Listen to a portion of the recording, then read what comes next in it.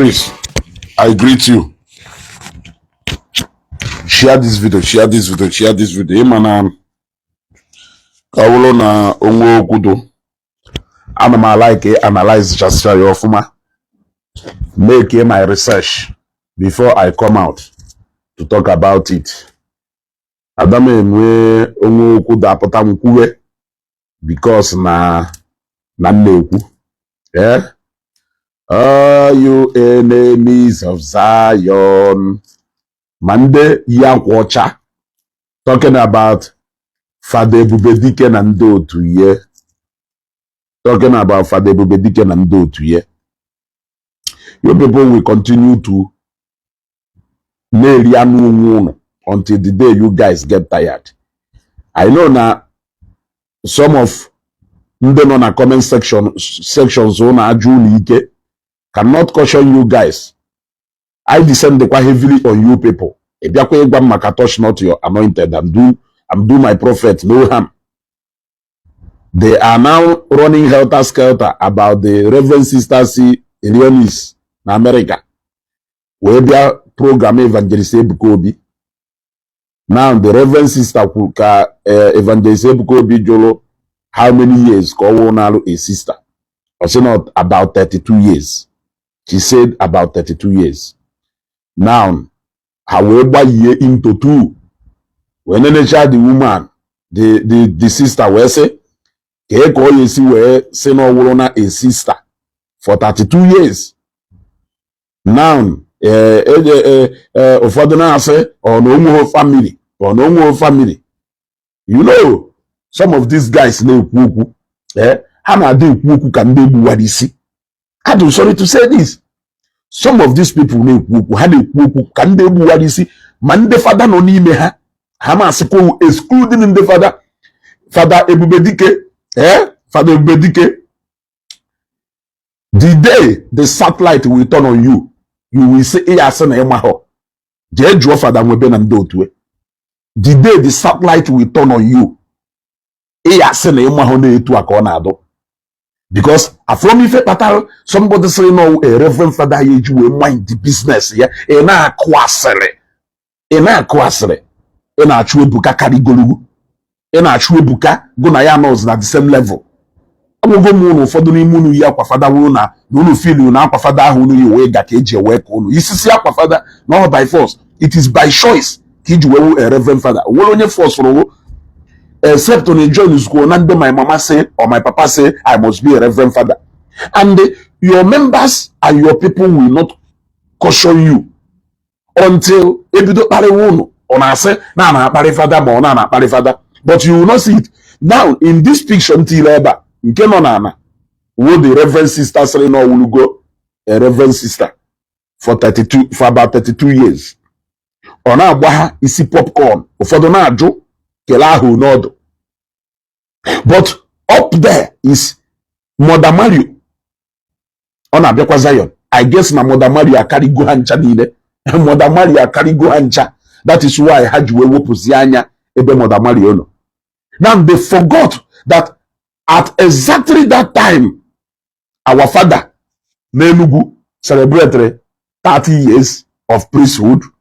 Ebremonso celebrated 14 years of priesthood. That Mother Mario celebrated 25 years of priesthood. Now, I will make a Mother Mario. Oko Mother Mario do ka wa agbogo ya wo inene cha ye kita ina se na Mother Mario da ahune. Ahune ko do ka Mother Mario do.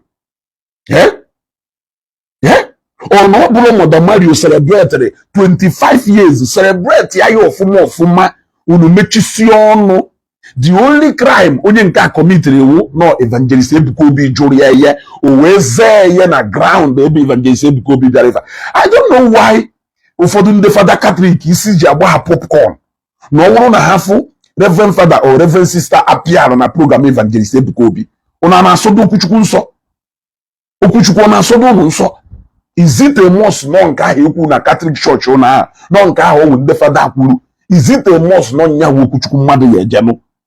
Or is it a must? Are you doubting that this sister here, no only about 32 years, I have studied before I came at this program. Kofu fada yari iburu ofuga we bagota the area wonoga. I browsed time frame.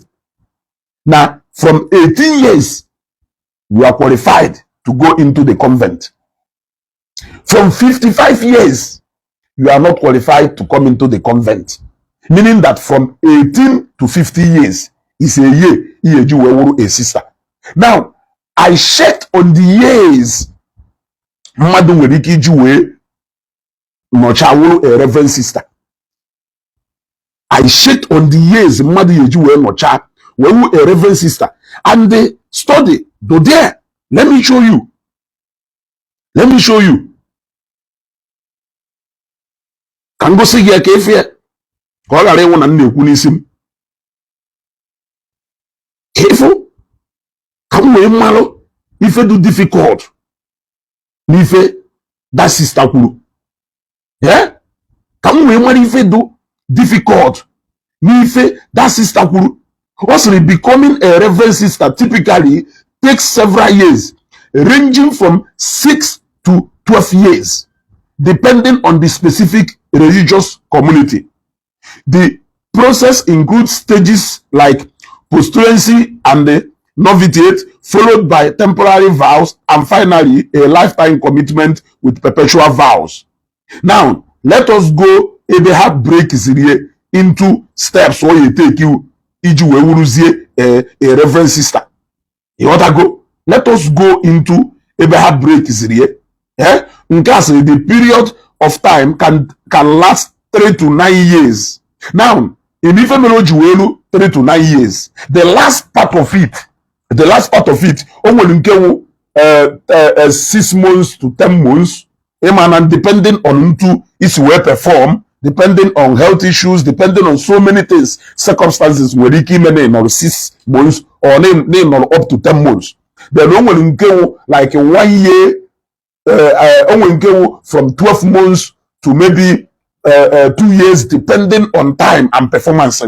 Then the last part, 3 to 12 years. You may finish in 3 years, you may finish in 4 years, 5 years, 6 years, up to 12 years, depending. Maybe obviously when we get to 12 years, or na ega fail, or na pass, or na ega go through, then I drop one. So what I can put together is that give or take. Highest 9 years, if your performance do correct and accurate, you'll be a reverend sister. So I browsed the age of Kate Henschel. Oh, na Kate Henschel, emana art film. Kate Henschel though about 50. It should be 54 years. Kate Henschel though. Let us agree that Kate Henschel, for instance, not your rich sister, way back into convent. Kai calculate here, can we marry before he blues or bieba, ebia sayisi. Yeah, before he blues or ebia sayisi. Let's say na Kate Henschel do 54 years. Yeah, then oba into convent at 20 years. Or wolo go no 34 years. Or wolo 34 years remaining. Then let us say that no take like 10 years. Iju a reverend sister. 10 years minus 10. What it means is that Kate Henschel as of today, you are there celebrating 24 years of being a reverend sister.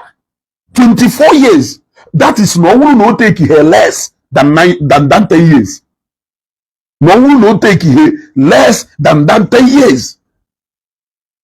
So, Keriva na kukosilisi a reverend sister non America if from an intuition yourself a change go to that American settings. Iji we go see unya nwere or no go how many years in America in expect ka ahwe and scale ya duka nke. You are expecting a shock and poputara mmadu le do 60-65 years ya we for ha iche na ha nwa bo. Shock and poputara he mmadu le do 60.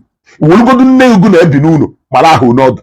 Nne ugu na ebi n'ụlọ marugodo ahụ n'ọdụ ka njigodu werugodo nne ugu na ebi n'ụlọ mara ahụ n'ọdụ. Ọrụ na my mom nwụrụ na 2013 December at the age of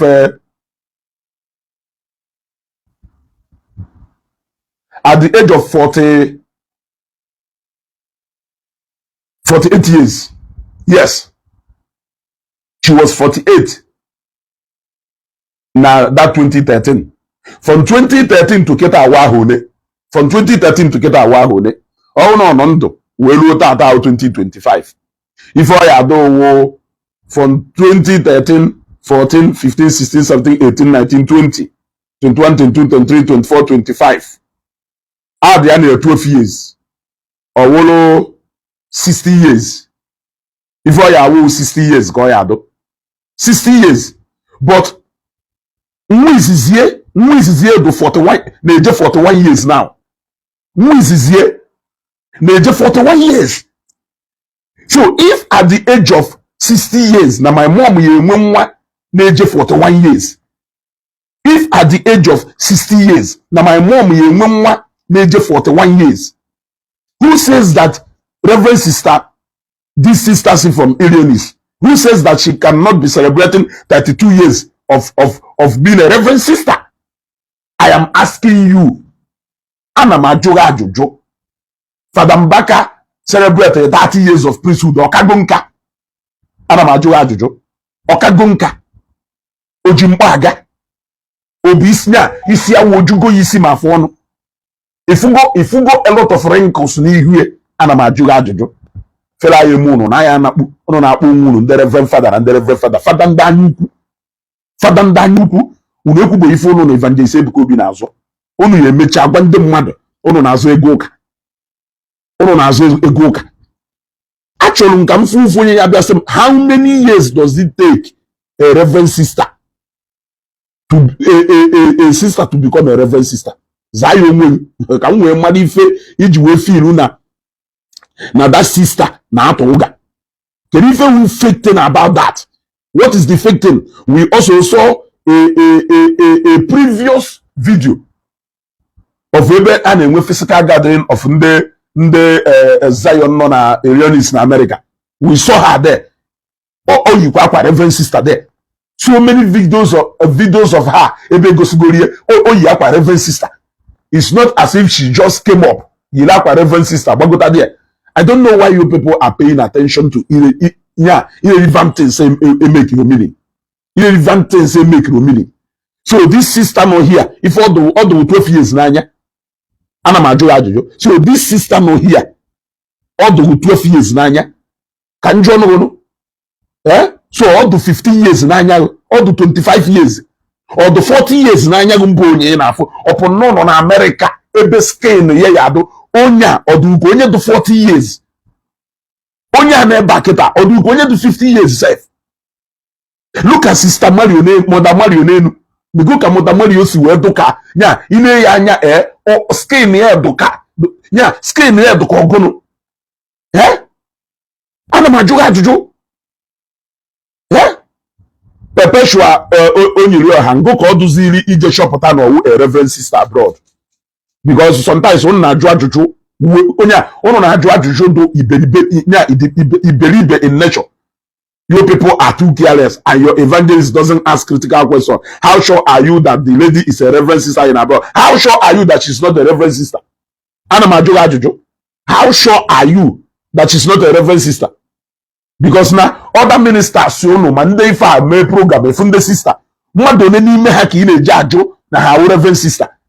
Can you even give evangelist because can you even the Catholic guy do help that guy yaka? Why can't you people leave that guy? That guy is Omejuno. That guy is Omejuno. Ona yeju we happen yaka. Yeah, if you don't have done. Some of you who name the shame. Yeah? Perpetual, you know, I'm asking you now. Some of you who name the shame. On if you have medal for the limon. Going after a man who is doing his own thing. A man who is doing his own thing without even minding nonsense. You just picture a Reverend Sister or these days, who evangelist could be talked to is a suspect. Everybody who is coming to Zion is a suspect. Because people may take it in anybody. Age comment of two to be do with Iberibe. Nyabuzo bido with Iberiberizima. Eh? Nyabuzo bido with Iberiberizima. She does not have family. She does not have this one. She does not have this one. She does not have this one. Eh? Kirife buka melono kan na John. Kirife buka melono. What is there now to argue? Eh? What is there to argue? Now that sister Barrow no celebrated 32 years. Not about 32 years of her being a sister. But look at Mother Mario Nenu. Is Mother Mario no Zion na America? Why is it that no naturally request from Mother Mario? If Mother Mario can be a real Reverend sister, what makes you to think that Nando Sony na Reverend sister ka Mother Mario na Zezu oda bia Nigeria? Emma Hobeha, nyanwa na bia Nigeria often, nyanwa na akagari no onwe na egosi ife niile, onwere ife ichokwu ije na page Mother Mario, iru ife niile.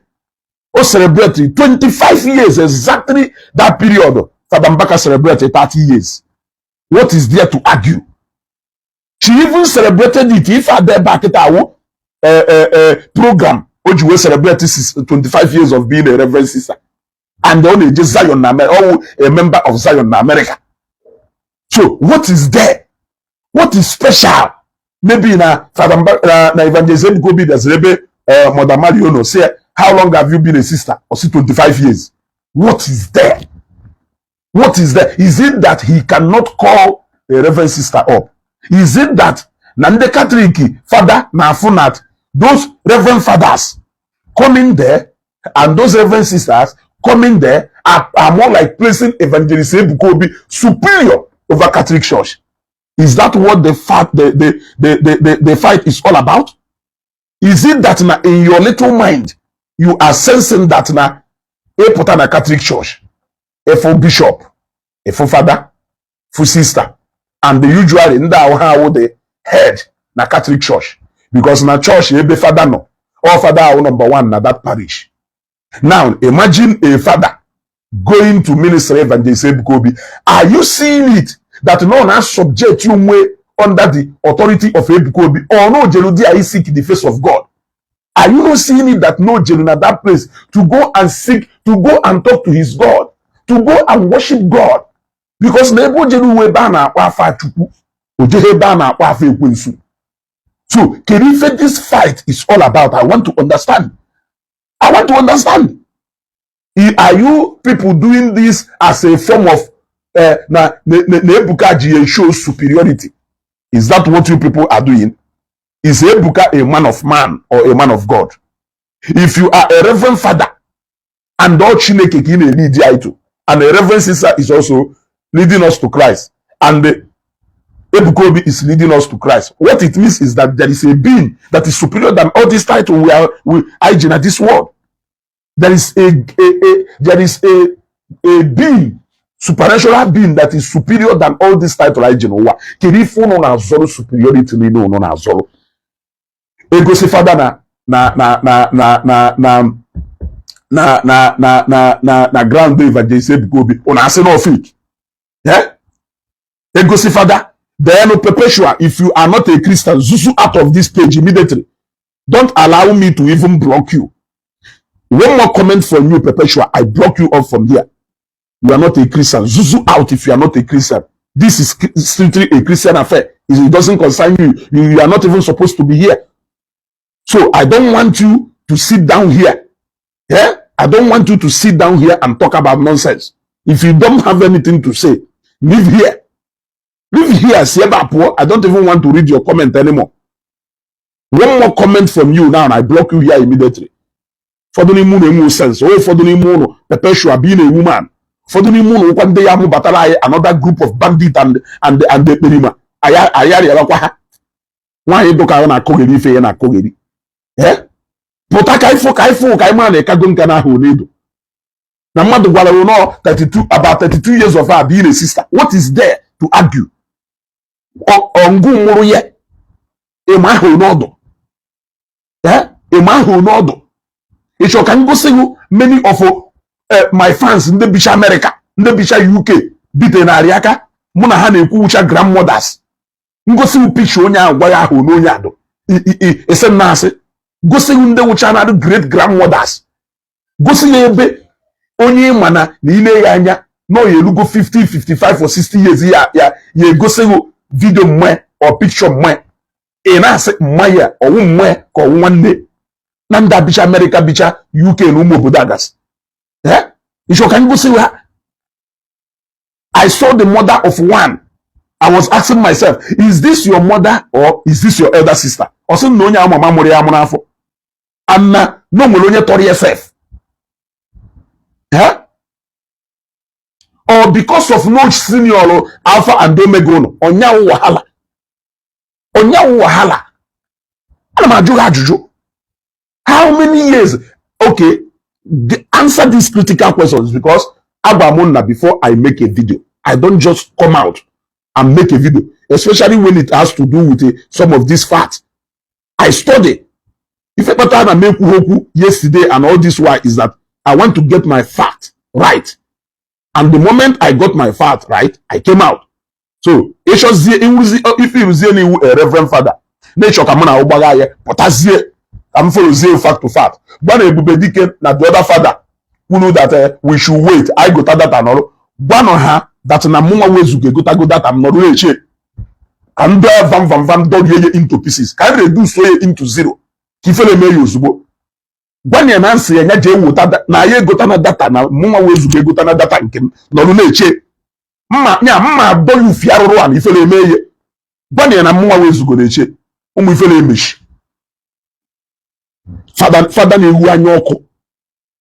Jobless father, no parish. Yeah? No parish. You are not busy. You are jobless. If you are busy like the other reverend fathers who are busy going about their activities and parish activities, are you going to have time coming to social media to come and exhibit your ignorance? Father ya gwonsi. Father ya wilepu anyo je gwonsi.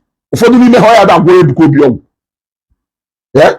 Ụfọdụ n'ime ndị fada jụrụ na ha ya na kpụla n'ebe ebuko obi nọ. Ọ na ha ya da gwọrọ ebuko obi ọgwụ. Ikwu okwu asịrị na ọfada. Iri ha akwa white njọgụ niile nke ụwa ejewara na.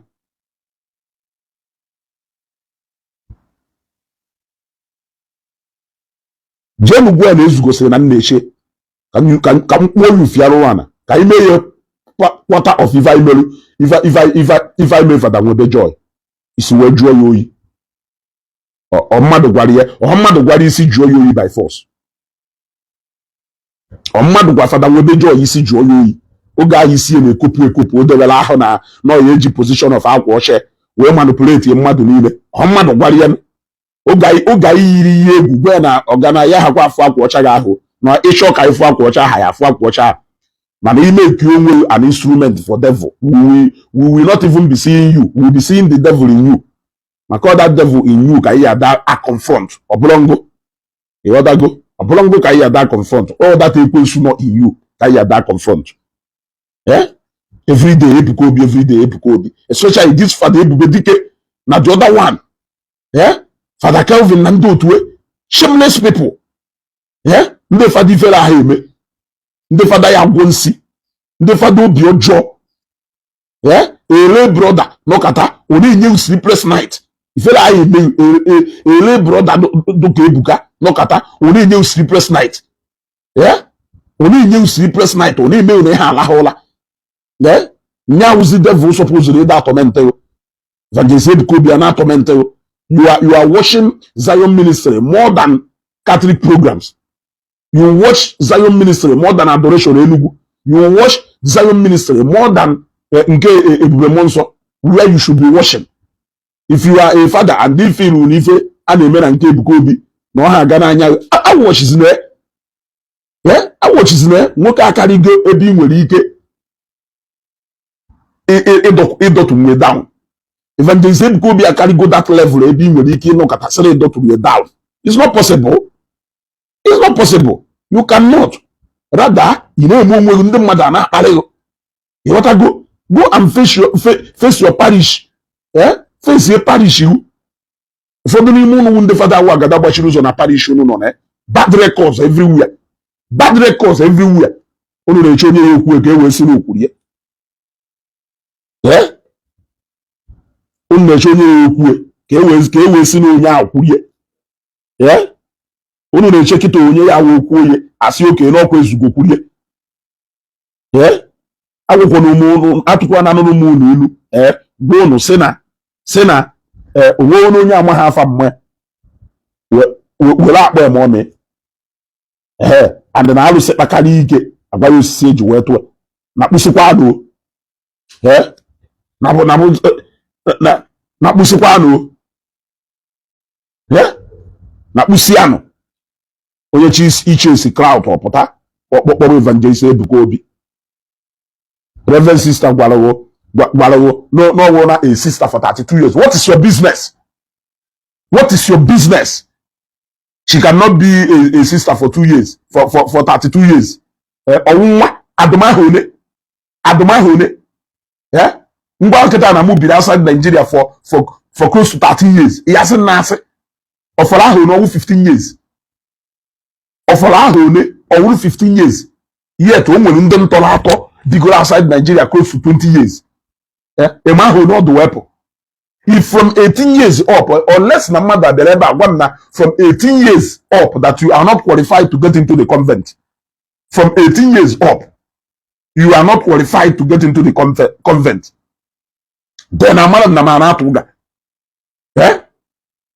Then a man zem no na mama hifen neku. Or igba zem no 20 years. Ko ye take you to a reverend sister. Eh?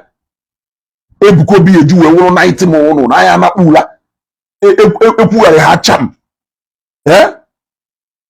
ekwughari ha cham na Zion Prayer Movement unu followers yet a na-egosi unu ndị na-watch program ahụ unu a na-efisi kpakapaka ka ọnụ na ahafie but unu sokwa na ndị na-watch ya those numbers abụrụ arrange o nwere some certain things concerning Zion ministry unu ekwetabụ na arrange for example those numbers because those numbers all people make they up.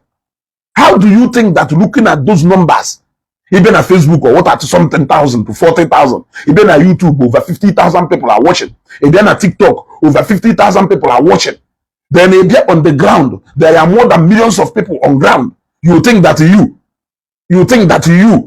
can talk down on a ministry that has become more like an institution.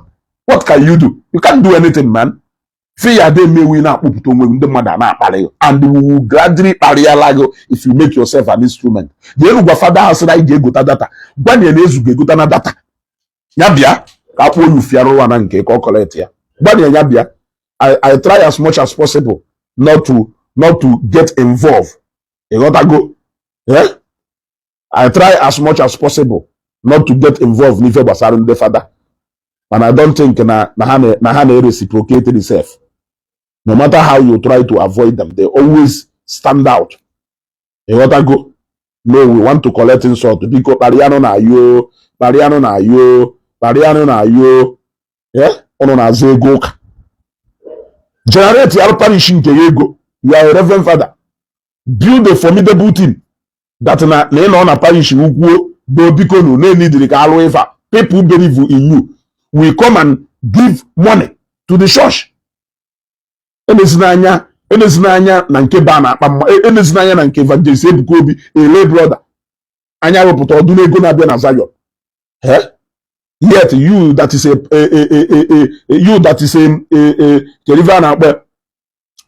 a reverend father cannot even manage to raise such capital in your parish. Yet ị na-agba onye aha anya. Even when some people you do no lofu ebe to kota ego ha yenyu a parish bịanye a lay brother. It's a egwu. Yet you don't want to respect that brother. But you want that access to come to the church. What you don't value, you want him to come to the church. The church will in charge of all those resources. When you know you cannot generate them, people don't believe in you. You are not worthy enough to make people to trust you, to believe you, to see that anointing in you, to be able to give to give such to the church. How will you generate faith? Abraham away build their faith in God. Only way you way. Anna Majuno, this reverend sister, Nka, Sereno from Illinois, Wolo, a fake one. Are you people aware that Mother Mario celebrated 25 years and she is a strong Zionite in America? Anna Majona Jojo, because I know Oma na ekwu ibe. Ọnwụrụ na sister nke celebrate 32 years. Will fake. Are you people aware that Mother Mario celebrated 25 years of being a reverend sister? Because I didn't woman. So I want somebody to have Mother Mario not there. Why will Evangelist Ebukobi go and pay another sister to come and show us another 32 years? If you people have never for one day disputed the fact that Mother Mario is a reverend sister, in fact, she's a mother, Mother Mario, you people have never for once disputed the fact that she is a reverend sister. Why? I just another sister. Maybe Mother Mario and the other reverend sisters only disputable. There are quite a lot of them. Even in the father, upon all the propaganda, soon they boom and the father still. For the father, can't forget opportunity how you do a no require na Zion. Now, belong go chat to different structures of Evangelist Ebukobi outside Nigeria, in America, in anywhere. Hano. Unune bakwa bebe na akwan mmụọ nsọ anọghọ n'ime ichiri fada sọka iwe n'aka mas onye nwe anyị nọnyelu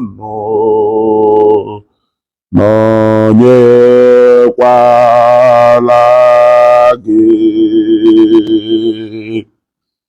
ọsọsọ also now before taking to be a yes, I can always come guy walk by na your office to do that. Bebezie wopu anya no nyinya amara chukwudu n'iche onwendo onyere onyinya amara ibu amụma nwendo onyere onyinya amara nwendo not into prophetic ministry. There is nothing you can do about it. A better hair na kwa inwerie ọwụ na arinji Evangelist Ebukobi ji wee ba mba ụwa niile. It means na arinji ahụ wọtụrụ ya hapụzienu ndị na enjoy ya arinji ahụ ka ha enjoy we ejụkwa ịkam ụnụ ka nsef mmụnwa wee ezugo enene Zion page because na some of ife ụnụ na-ewepụtado ha ma ada afụ dị ụnụ wepụta ewe nje sashi wefie. So what it shows is that na doing deliver na akpọ open heaven. Unu niile na-eti phone unu on alert. Unu na join open heaven. Unu na join program on na Zion na-eme. Unu in fact ụfọdụ n'ime unu na join eti ihe na recording. Ka unu ghara imiss that part. You want to go? So ngwakwa unu na Zion ministry wo a ministry do different from other ministries. Unu eche na asị which ministry again will get this kind of attention? Everybody is watching Evangelist Ebukobi to have supposedly that watch the president of Nigeria. Yeah? Everybody is watching Evangelist Ebukobi. It is supposedly when I watch the governor of your state. You should be watching your governor like this. Only made mistake. Correct here. The same way you gado soludo. Mbobe anane something about I got the doggy day. I daughter something. You want to go? That is the kind of energy for the moon in the west. No, Evangelist Ebukobi na monitor as a gono. He's your bishop. Can you forward you every time? And no longer monitor came out and call you. Can you forward Agbapano na woke Karilebu? It's an asset. In a wash at the boy, it is a wash. In a wash your depot. In a pay attention to Reverend Father Parish, it is a pay Evangelist Ebukobi. We were Kelife Bishop Unukuru for the past 3 months. Ho. Kela activities are even at your home church. Even your church in a na township. Ho. You pay more attention to Zion than you even pay attention to your own business. You are even so blind that you cannot notice the errors going on in your business, but you are quick enough to point out your so-called errors on Zion ministry. Ebele ụfọdụ n'ime unu na-emelu gbo. Ebele ụfọdụ n'ime unu na-emelu. Emekwa how busy ndị fada na-adụ. Nya ka onye kpọrọ onye fada ya asị anyị n'ọdụ so free.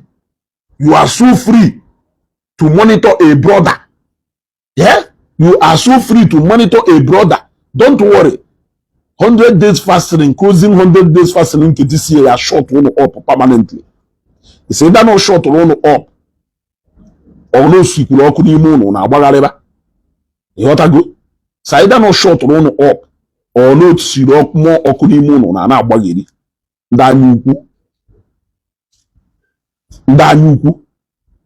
What is so surprising?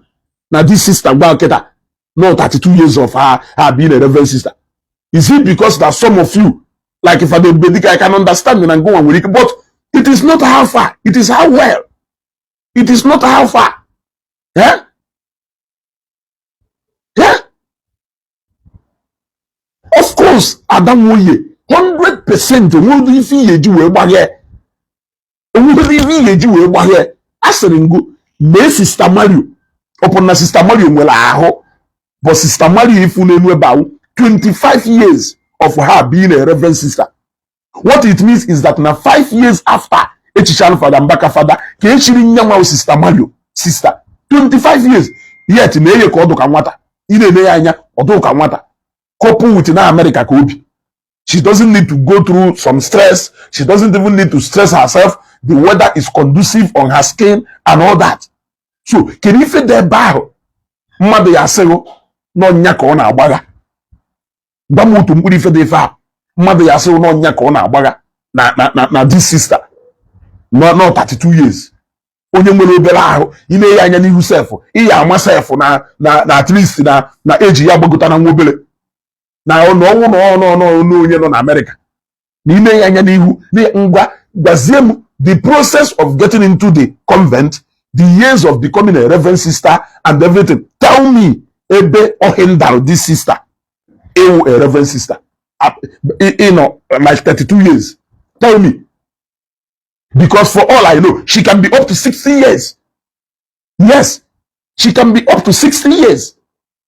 And if she is up to 60 years, let us agree that she is maybe 60 or 62. It might not say 32. We have 30 years. Who says that within that 30 years that she cannot be a reverend sister? Who says that within that 30 years that she cannot be a reverend sister? This sister Mario, who 25 years of her being a sister, don't you know that sister Mario when one or 60 years go natural? Or name one sister Mario when one or natural 60 years or no go 60 years? Are you not aware? Are you not aware? The sister na can oge. He so stress you in so many things in there. Eh, uzie nke no n'obodo weda malumma. Uzie nke no n'obodo weda amahomma. Oso ha alụ 18 hours a day.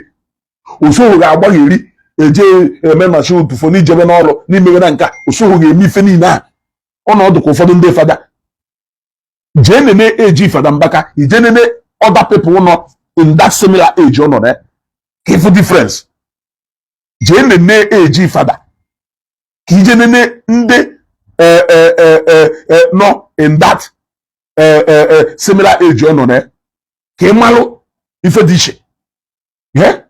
Ke malo ife dishe. So, ọwụrụ na nyanwa nwoke, ọwụrụ na nyanwa nwoke nwere ike I celebrate 30 years of priesthood. Ọwụrụ na nyanwa nwoke nwere ike celebrate 30 years. Eh?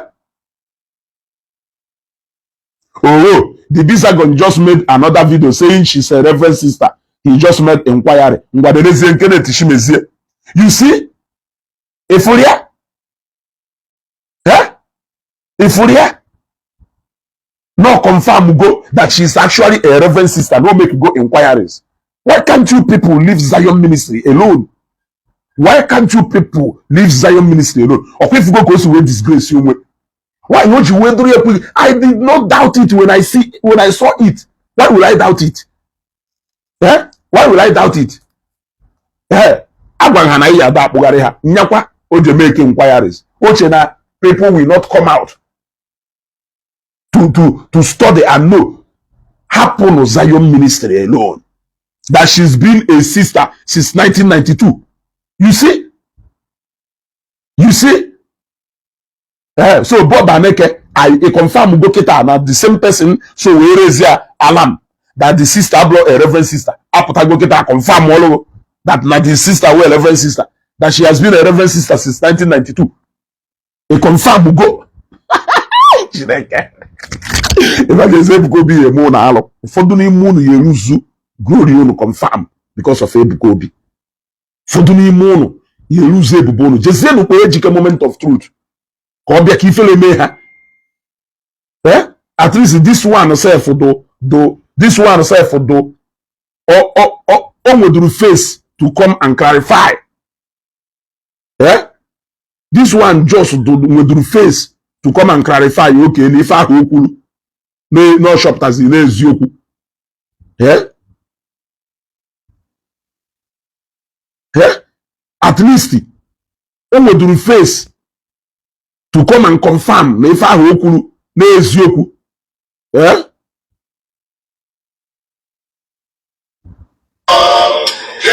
Yeah?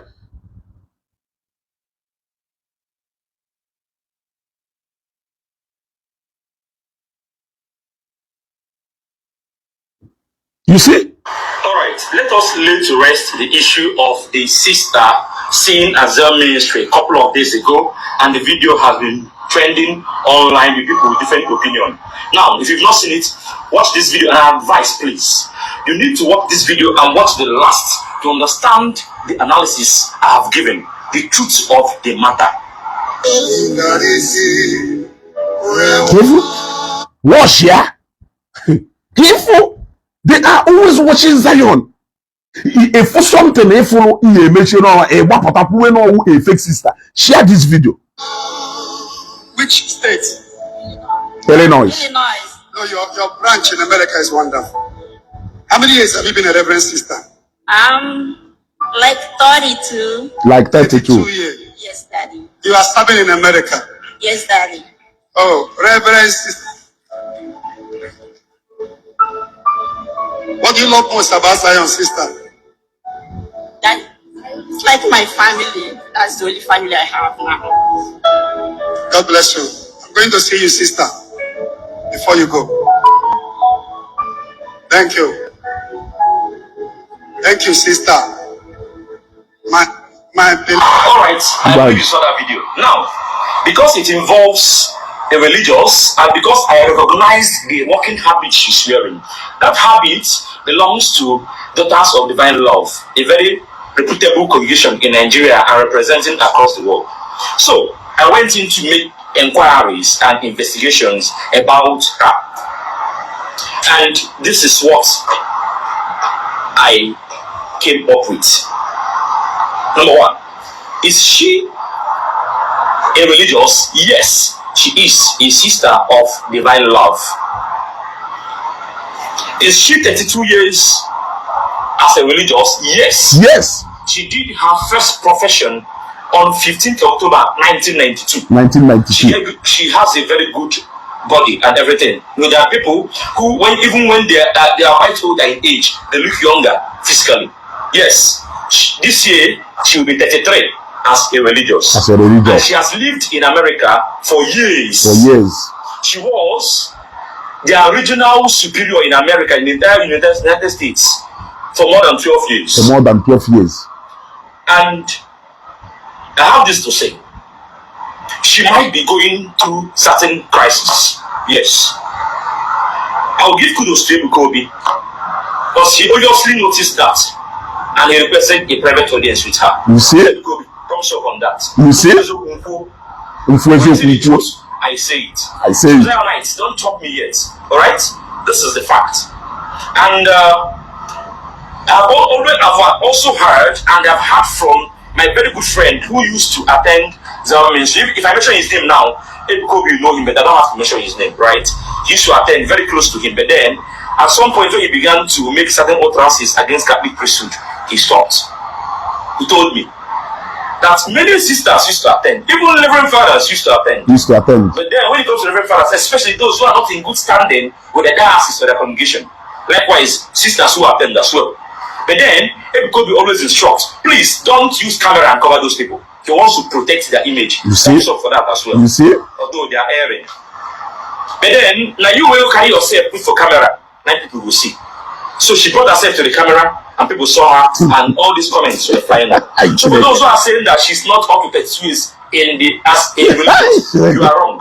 She is. She just has a very good stature and good physical appearance. So I believe so much well with this, the cost has been cleared. So that we will not keep making some negative utterances against the sister or against the against Ebuka, right? And for the rest of the issue about Sister Immaculata Nneji, it is left for Daughter of Divine Love to sort it out as an internal affair. God bless you all and keep you safe. Ngwano nda asịrị ọkwa onye butere asịrị emechie na asịrị. Nda asịrị ọkwa onye bidoro asịrị emechie na asịrị. Agwara m unu na I don't just come out on social media to come and talk. When I heard about this, I had to first of all make a research. I made a research. From Efa first na page JK. The second trace ebe osiwepụta, and finally for that a reverend father or two reverend fathers or three I jump go into that matter. I said, okay, before I come out to talk about it, let me first of all go and establish the fact that now she can actually be 32 years as a reverend sister. So I went and made a research concerning how to become a reverend sister. I did that. In fact, I went through that research so hard that my mom was very late. It was my neighbor that woke me up very early this morning. And I was very late. And after studying about it, I said, today is the D-Day. I said, today is the D-Day. Now, since Father Ebubedike, who started it, has come out to clear the air, can you now Napuola Jesuike? You people watch Zion ministry more than even Zionite. Few minutes into open heaven, I watch go. Have you heard Father Ebubedike who confirmed that actually there were a lot of reverend fathers and sisters now the ministry Ebukobi, but Ebukobi now instruct, don't bring them on camera. Then he commended him because no notice in that sister now got through a lot of things. No commend the evangelist Ebukobi for noticing that and picturing that. But of all sisters in Eba, this sister is being troubled.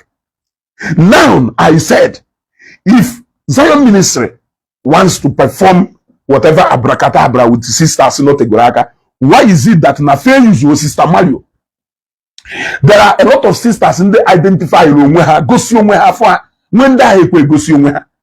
you see, onya ko juwese no ngwa ka Ebubedike juwese no ngwa puputara onwe obiakwu onwe na camera no ngwa onye I blame because no nwere others na ebe ahụ achọrọ ka camera bute ha. But Sister Mario na ndị otu ha, they're very happy showing themselves. They don't care. In fact, Sister Mario say no chọ him all the very active. Oboso na mmarafo that sister in Nigeria, I will give her a special gift. A special gift. You got to go? That God is God, and it is the same God in Zion. It is the same God in St. John the Cross. Yes, all that same God or Odrishe. So now that the air has been cleared,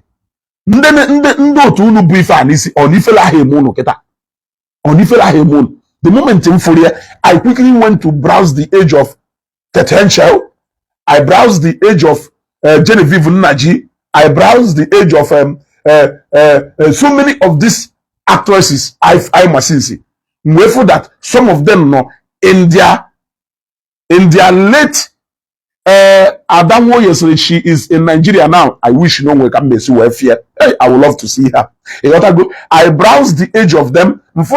So many of them not in their late 40s and the photo not in their early 50s. Then somebody do that Dokuboha not in their late 50s. Now, can you imagine the year they started acting?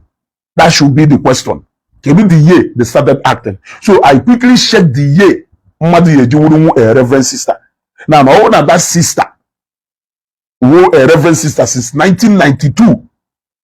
Don't you people think that many people should apologize to her This is some of the things I know about Evangelist Ebukobi. Some of the people who, let me be frank with you, I commend for the Bedike for even putting this matter to rest. What a lot of people do is that they allege a what ago, they allege, and when they confirm that what they have alleged was, they will not come out to clarify that matter. They will go in without leaving that controversy going on. But now those people who are alleging then things are that okay. But I will ask all of you, why are all of you monitoring Ebuka? Is Ebuka, if Ebuka is not really the man on top of the if he's not really the man on top now, why are all of you monitoring his ministries like EFCC and ICPC? And I'm with so many other ministers of Igbo extraction. Why is it that everybody want to pick out one error or the other on Ebuka? It is because Ebuka is the one on top right now. Yes. Or even now, one day Enugu. Nobody wants to pay attention now to what is happening in Enugu. Nobody wants to pay attention. In fact, people don't want to care. The only people who are capable of making people to pay attention again to Enugu is Zion. If that matter is linked to Zion, they will get the attention they need. But if they just want to, Jamaloma, Burito controversy about Ndigbo, people will not even pay attention. That matter within 1 day or 2 days of talking about it. Manicho nke yawo igupute etu 1 week, 2 weeks, or can also Evangelist Ebukobi. Zion Ministry make more bloggers have way go than their usual content. Eboy draw dowa. Zion Ministry apaigo more bloggers ego. Apaigo more bloggers ego than their normal content they create. Eboy draw or doka. Go and ask Ebony son. Oh, they will have no Jews in page here. Yeah? You are among of those that is causing this problem in church. This man. Eshio Godalo. We know you. You gotta go. We know you. On if I am more than mad here. You gotta go. I am more than mad here. Ndeputaluku na Reverend Sisters. Na Reverend Sister Kuru. No. In as a sister for 32 years. Ndeputaluku na ase. Yeah? Ndeputaluku na ase. Aha cause problem and division to the church. No mwa putaluku nu de ezioku. And the phone ni menda lead na ase. Putaluku na ezioku. Mwa we na cause problem. Is this not even a confirmation that almost all I have been saying was ezioku? You think I will just come out here on camera and when a matter breaks out, I always study it, make my observations and findings before my potabia kuye. So onya pata na phone na nkuru sike. So before for the Bedike clarify the mom video from Ntirike that only just few minutes ago, or 10 minutes opposed to that video. Video for that. In fact, if you even go to his page, remember how many minutes opposed to this video. How many minutes ago? Who put to clarification on this? 25 minutes ago. Yeah? 25 minutes ago. That Reverend Father Sele Google that I don't know. That Reverend Father Sele Google that I don't know. So that I can take him on that matter. From one way by year, mama even know. From one way by year, mama even know. Oh no, they men open a page here. Then you must be, it means you don't know me. It means you don't know me. I make my research very well. I make my research very well before I talk on any matter. I make my research very well before I talk on any matter. You want to go? You want to go? I make my research before I speak on any matter. So let this one, I commend him. Because other people will allege. Look at Mamu Mushu today. Nobody is hearing about her again. These people wanted to prove to us that Nenure are real and the nemesis is not real. Till today, they are not talking about Mamu Mushu. traffic ha ji wee gbalụ mgbe aha Ghana. We talk about Lovett. Today, Lovett matter. Hey, escalate channel. Mwikuku na ndo tu na usia. Ask yourself, why is it that these people actually hinge this Lovett issue? Money nugu within their command. We prove to the world. Nife Evangelist Ebukobi nebe. Does it mean that Evangelist Ebukobi is all the way from Lagos? We manipulated the whole system up to Enugu. Is it not yet time for them to come out and tell people that look at the real situation, oh, that nobody paid the Lovett, yo, that it's either. Hello? Yeah, good morning. Hey, Bialugeba, I can no kona yard, yo.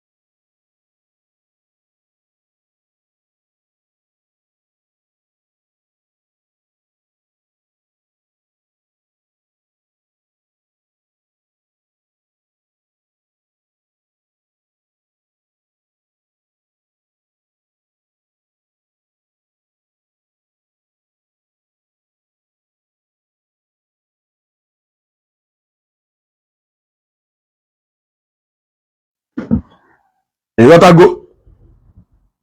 Yeah? I follow you just to see how blind people can be. You are blind. Testimony is not a miracle. Brother without proof. Bob Aneka, ika wobu isi. Iwobu isi. Ifele emegonu. I jump on a this level system matter. Ifele emegonu. Ọkwa ifele emegonu. If you go na mode right. Ina akogeri. Testimony. You are blind. Testimony is not a miracle, brother. Without proof. What is your business? If I give you a testimony, it is my own testimony. Why do I need to prove it to you? Are you my brother? Are you my family? Who are you? Are you working in CID department that I have to prove a testimony in you? But I get a single that God will if do to a proof. Why would I prove it to you? Who are you? You won't make prove testimony. You deputy God. Tell me one reason why you will need me to prove my testimony to you. On the mother, I go mono self on a normal, only put on a Zion in your testimony. Happen a your testimony. If only I get alone and check or no go, but awful like an app as a son a verified testimony. Onyana Kaka during the time of I was here. Onyana Kakoka. Each of put up one a tiger, but I beg you, will fucker, the tiger. Eh?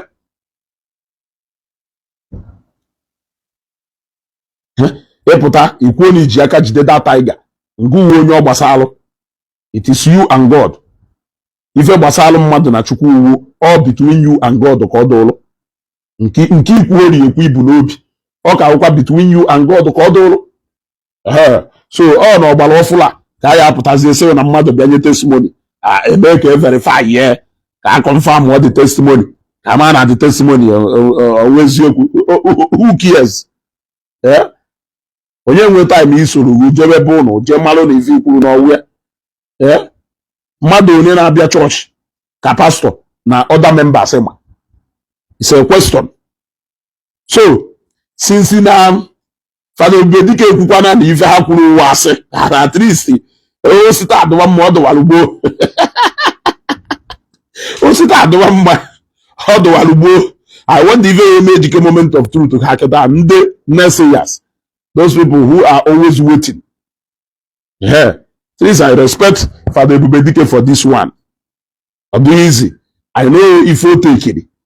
I know if you take it for somebody to come out in the midst of this controversy, knowing that they were in there on standby. And what he did was what I expected our brother from Enugu to do. But this issue bidoro, instead of ndị ka nwa ikuku ha ịmasta ịbịa show their ignorance. Yeah? I expected them to do this because no so and so people kind of are referred to.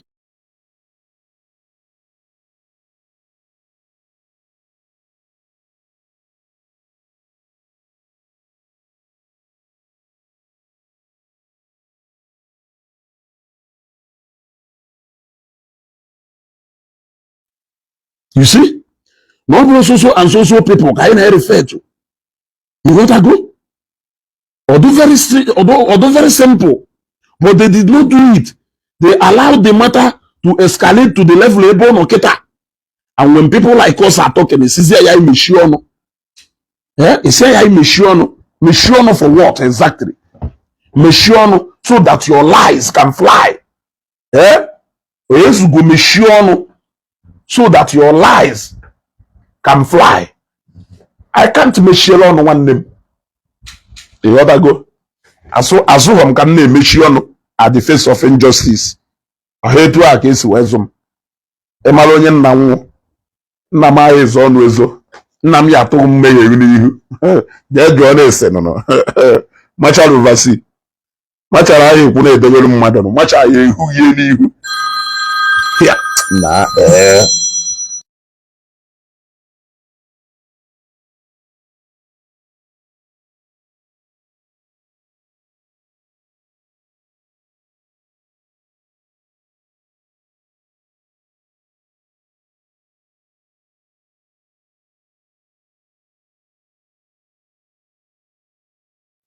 so may end this broadcast now, but I'm coming back later because now if onye nyuru ife na-esi anyụgharịkwa na so ka ọ dụnụ